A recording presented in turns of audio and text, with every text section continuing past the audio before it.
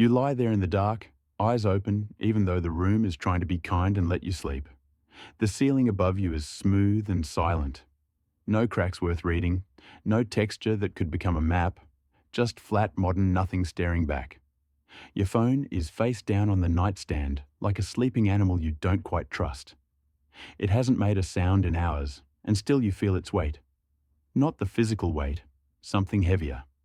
The promise that at any second it could light up with news that isn't yours, with messages meant for someone else's life, with the quiet proof that the world is moving without you in any meaningful way. You turn onto your side. The mattress remembers your shape too perfectly. It doesn't resist. There is no give, no conversation between body and bed. Everything yields, nothing answers. And somewhere inside the silence, you begin to notice a rhythm that isn't there. You miss something you cannot name. Not a person, not exactly a place, not even a specific year. You miss tempo. You miss the way time used to arrive in strokes instead of scrolling endlessly forward. Close your eyes now, not to sleep, not yet. Just to let the room disappear a little. Imagine, if you can bear it, that you are not alone in hearing time.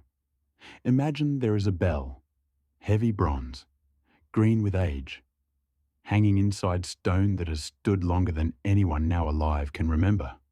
The clapper is thick as a man's forearm. When it moves, it does not ask permission.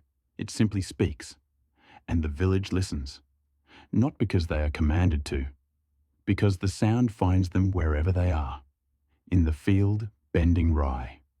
At the hearth, stirring barley broth. Or kneeling in the cold nave, pressing palms to the worn rail. The bell does not shout. It simply arrives, low, round, unhurried, and everybody stills for a breath, then continues, changed only by the knowledge that everyone else heard it too. That is what you are missing. Not the bell itself. The agreement that it was the same hour for all of you. You scroll through your night sometimes, 2:17 a.m., 3:41, 4:12, and each timestamp feels private. Solitary. Yours alone. Even when you send a message at 4:19 and someone replies at 4:23, the gap between your times is real. You live in slightly different clocks. Once the bell tolled and the difference disappeared. You could hate the bell if you wanted. It woke people before they were ready. It called them to prayer when their knees already ached. It announced death when the body was still warm. It measured out labor in chunks that left no room for bargaining. And yet, when it rang at prime, terce, sext, none, vespers, compline, when it rang at the hours that had been named centuries before anyone now breathing was born, something tender happened underneath the obligation. Everyone present grew older at the same pace. The child pulling weeds knew she was 6 summers from her first confession because the bell had already tolled 6 winters of Lent. The woman grinding grain understood that her daughter's voice had deepened by exactly 3 seasons of matins.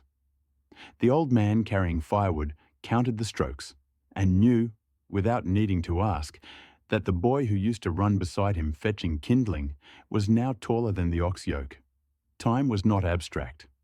Time wore the same dress on every shoulder. You feel that lack now, don't you? The way your own hours slip sideways while other people's hours march in another direction. Your friend in another city is already eating dinner while you stare at an empty plate. Your mother is asleep when you most want to speak. Your lover, somewhere, is dreaming while you lie awake, inventing conversations that will never happen. No bell gathers you back into one shared skin. And so the loneliness grows teeth. Not dramatic loneliness, not the kind people write songs about. Quiet, polite, structural loneliness. The kind that makes you wonder whether your emotions are even happening at the same scale as everyone else's. You close your eyes tighter. Let the breath slow. Let the mattress hold you without comment. There was hardship then too. More than you would choose. Teeth rotted before 30. Children died of fever before they learned their mother's face properly. Winter entered the house like a bailiff and stayed until it was paid in full. The bell rang for plague burials so often that people stopped flinching at the pattern. Women bled out on straw after bringing life. Men were crushed under beams or drowned in rivers or simply disappeared into the next Lord's levee. The past was not gentle. Do not mistake the longing for romance. What you miss is not the suffering. What you miss is the way suffering was at least held inside the same frame as joy. When the bell rang for terce, the woman in labour paused, breathing through the pain, and knew the whole valley was also pausing, lifting their eyes toward the same tower for the same 3 strokes. When the bell rang slow and heavy for the dead, the entire village walked behind the same bier. No one had to decide whether to attend. The bell decided. And so grief became public property, something to be carried together until it grew lighter. Even joy had weight when it was shared by the same rhythm. A wedding bell is not a metaphor. It is a sound that insists. From this hour forward, these 2 lives are stitched into the same hour line as yours. You can hate the church if you want. You can hate the priests, the tithes, the fear stitched into every doctrine. But the bell itself, the bell did not judge, it simply counted. And by counting the same way for plowman and lord, for widow and child, for the healthy and the dying, it performed something close to justice. It said, whatever else divides you. This river of minutes is the one we all swim. You feel the absence of that river now. Your minutes are not a river. They are 1,000 separate drips falling into separate buckets. Some buckets overflow, while others stay bone dry. And no sound arrives to tell you which is which. Breathe in. Hold. Let it leak out slowly. You are safe here. No bell is going to wake you. No obligation is going to pull you upright. Just the memory of obligation. Just the ghost of being wanted by the same hour that wanted everyone else. There is a field in your mind now, not metaphorical. Try to see it. Wheat standing gold and patient under July sun. A woman in linen, hemmed dark with earth, bends and rises, bends and rises. She does not own a watch. She does not need one. At some point, the bell will speak. Until then, her body keeps its own approximate time. Hunger, thirst, the ache beneath the shoulder blades, the pull of the child growing inside her. Then the bell arrives. 3 slow notes. She straightens, wipes her forehead with the back of her wrist, looks toward the grey tower rising above the trees. Everyone else is looking too. The miller pauses the wheel. The smith lets the iron cool. The children stop chasing each other through the furrows. For perhaps 8 seconds, the whole valley shares the same posture. Face lifted, breath held, listening. Then the last stroke fades, and life resumes, changed only by the shared knowledge that it resumed together. You miss that alignment more than comfort, more than medicine, more than speed. You miss the feeling that your small life was at least running on the same track as the other small lives, even when the track was hard, even when it led straight through winter mud and early graves. Now your track is private, your suffering is private. Your joy, if it arrives, is private. And privacy, when it stretches too long, begins to feel like exile. Let your shoulders drop. Let the jaw unclench. There is no emergency. No one is waiting for you to perform.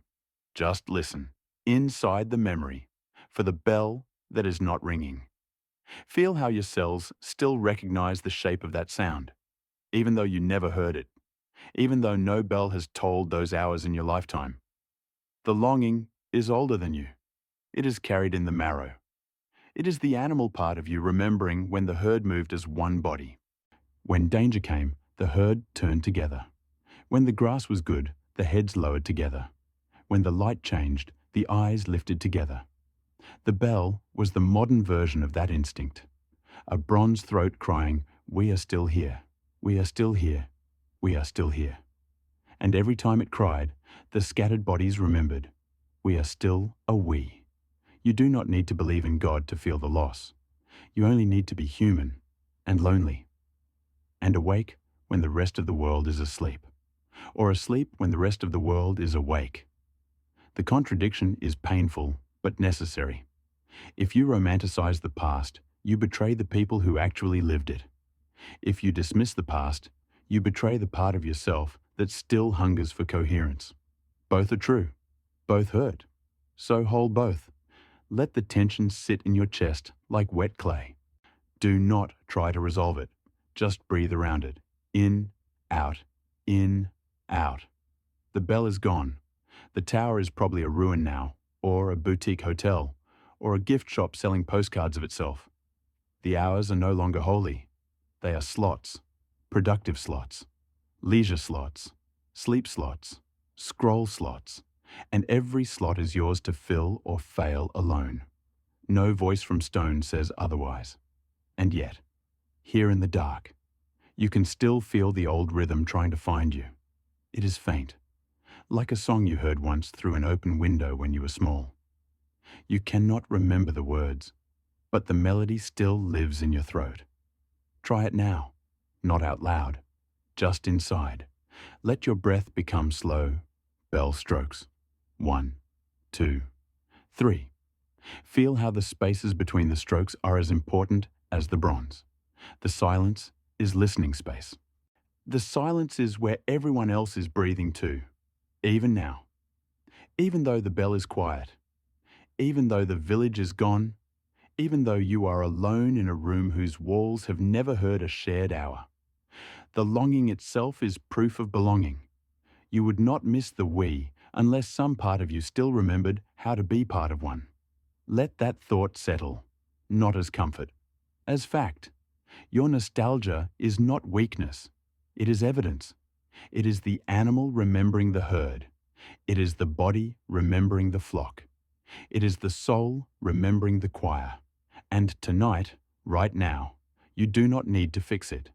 You do not need to find a new bell.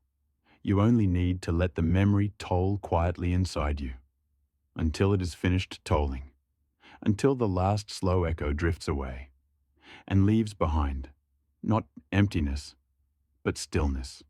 A stillness that knows it once belonged to a larger stillness. Breathe in. Let the air move through you like the last reverberation. Breathe out. Let it go. No one is keeping score. No one is waiting for you to be productive. The night is not judging you. The dark is not grading you. It is simply here, holding you. The way the valley once held every sleeper under the same moon. You can let go of the need to be synchronized now. You can let go of the ache to be measured together.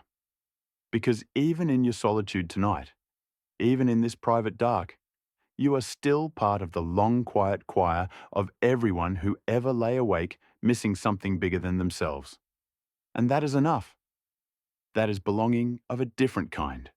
The kind that does not require bronze. The kind that does not require the same hour. The kind that simply says, you too have known the shape of we, and the shape still remembers you. Let your eyelids grow heavy. Let the breath lengthen until it is almost not moving. The embers are low now. The fire that once roared through centuries of shared nights is only a faint red pulse. No one needs to tend it anymore. You do not need to tend it. Just watch it fade. Watch the last glow soften. Watch it become the color of memory. And then, when even that color has gone quiet, let yourself slip beneath the surface of the dark. Not falling, not fighting, just settling. Like dust after the bell has finished ringing. Like snow after the last footstep. Like breath after the last word. The world will continue its 1,000 separate clocks, and you, for these few hours, are allowed to rest inside the oldest silence. The one that still holds the echo, even now, even after everything. Good night. The embers are gone. Only warmth remains.